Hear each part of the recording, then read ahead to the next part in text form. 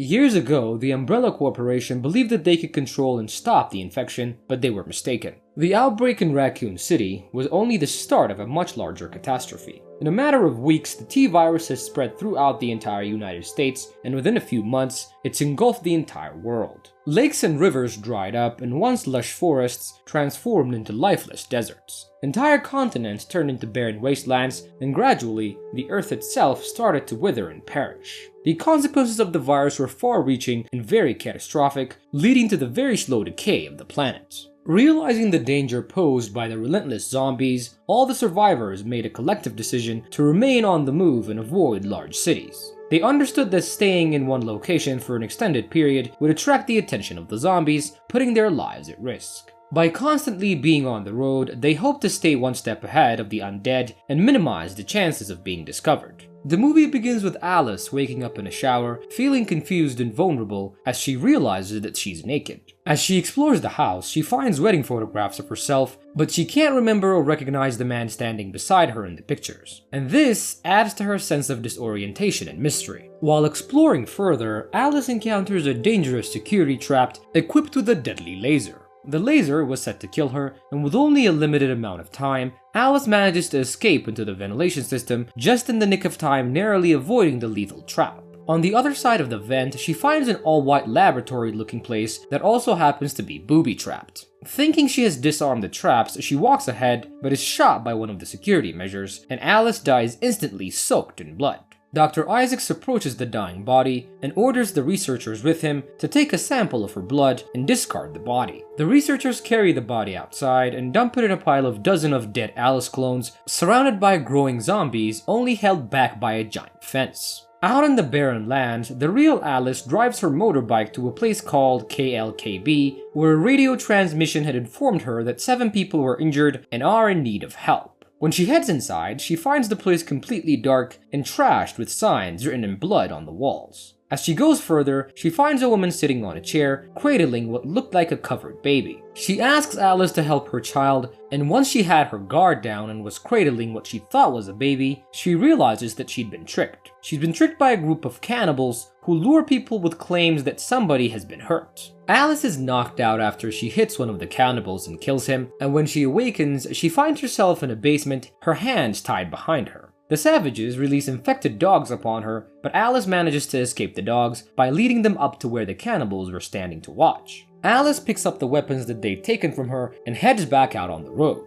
In an underground facility, the elite gather to discuss their other bases and some of the casualties that they recently suffered. Dr. Isaacs joins the meeting and presents his findings about the zombies, and he explains that they don't have any real need for sustenance, which would allow them to stay active for decades. Isaacs is confident that he'll be able to domesticate the undead. Although the group isn't confident with his results, Isaacs is allowed to continue his research by the chairman. Our scene then shifts to a group of survivors, led by Carlos and Claire, who are driving across the wasteland. When they come across an abandoned gas station, the group stops while Carlos and LJ try to find food in the supermarket. In one of the rooms, LJ is attacked by an undead and bitten before he can manage to kill them both. Fearing abandonment or worse yet, being killed off, LJ decides not to tell anyone about the bite. Claire does her routine checkup of everything while other members of the group hand out food and water. She communicates with Carlos as he drives around the camp setting up perimeter cameras, and at the underground base, Dr. Isaacs and his team are performing experiments on zombies, surprised at the drastic change in behavior and memory. Suddenly, the undead is aggravated by a toy that he'd been given and murders 2 scientists, while Dr. Isaacs escapes and closes the door behind him and watches the undead devouring the other scientists. In the vast desert, Alice finds a spot and makes a fire to keep warm. As she settles down, she takes out a notebook that she found during her previous search, and the notebook contains information about an uninfected area in Alaska,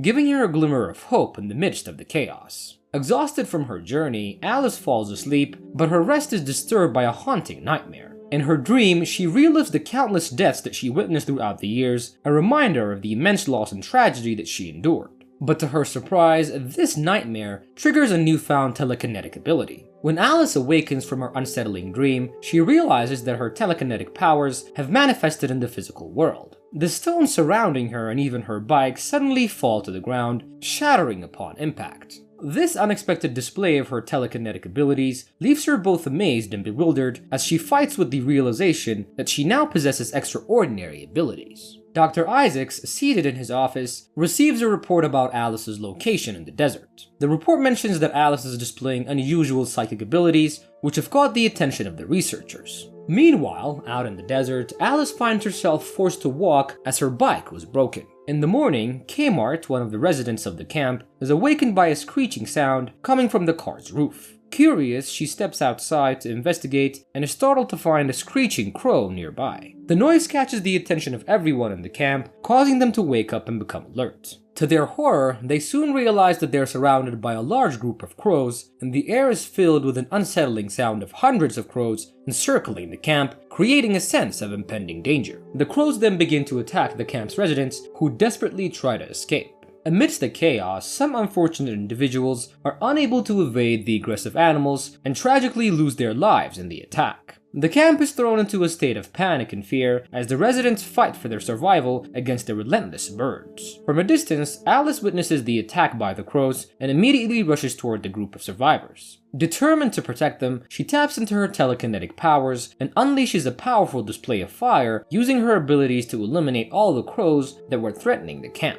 However, the exertion of her powers takes a toll on her and she collapses and loses consciousness. When Alice regains consciousness, she finds Kmart, one of the survivors, who was watching over her. Grateful for Alice's intervention, Kmart introduces herself, recognizing the immense power and bravery that Alice displayed and saving them from the attack. Outside, the convoy mourns their loss, and Alice meets Carlos, an old friend she used to travel with, who asks her why she left him and the others alone in Detroit. She explains that she was being tracked and had to get away from them to keep them safe. Later, Alice is approached by Claire, who is grateful for her help but tells her that she can't stay because the convoy is scared of her. Alice agrees that it would be safer for the group if she left, but before she does, she tells Claire about the safe haven that she found out about in Alaska. After discussing it with the whole convoy, Claire makes sure that everybody has a say in what to do, and the group votes to go to the safe haven. Dr. Isaacs was sitting in his office when he gets a notification that the specialty calibrated satellite that he put out to find Alice had found a match. He informs the chairman, who forbids him from taking any action until they were sure that it's 100% Allison. Back at the camp, the group discusses a way to get gasoline to make the trip. Claire suggests that they go to Vegas to find more supplies and gas, even though it would be really dangerous. The convoy begins its journey to Vegas, but when they get there, they find the place covered by sand and completely empty. They set up in one of the places where a large container sits unopened, but when Alice checks it out, she realizes that inside of it were undead zombies that were enhanced by Isaacs. These zombies were much faster and more vicious than the others because of the enhancement. Some of the people in the convoy are killed while Alice and the others try to save the rest. Isaacs and his team watch as Alice cuts through the vicious zombies and find a way to immobilize her by shutting her down. And when this happens, Alice is left standing almost as if she had been turned off. In one of the cars, LJ finally succumbs to the infection and bites Carlos, and she shoots him but realizes that he would change soon, just as his friend had.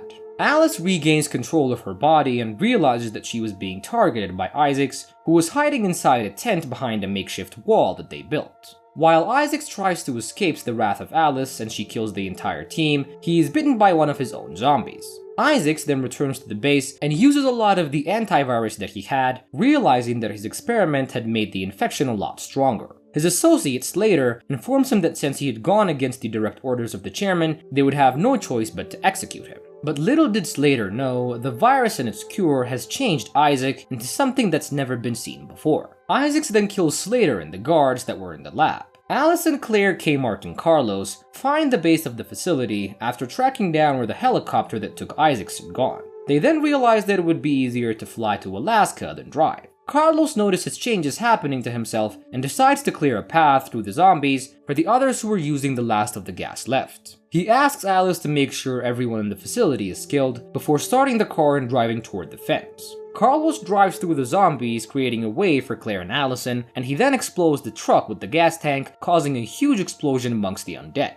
Once the road was clear, Claire rushes to start the helicopter, while Alice and the others help everybody get on board. After ensuring everybody was safe and abroad, Alice stays behind and instructs Kmart to take care of the others. The helicopter takes off, and Alice is shocked to find a hole filled with her dead clones, and angry at what they did to her, she goes down into the base but discovers it empty and covered in blood. Alice then encounters an AI that appears as a little girl. The AI explains what happened in the facility, revealing that Isaacs, in his infected state, returned and killed everyone. He then used a serum derived from Allison's blood, which caused massive mutations, and Alice realizes that her blood is the cure for the virus. The AI informs Alice that with her pure blood, she can use the lab in the facility to synthesize a cure. However, she must first kill Isaacs. And when she finds Isaacs, he's transformed into a monster and they engage in a fight. His ability to heal instantly makes it seemingly impossible to kill him, and Alice uses her telekinetic powers to defend herself, but she gets badly injured. Realizing she needs to take drastic measures, she tricks Isaac into a room with a laser and watches as the laser cuts him up.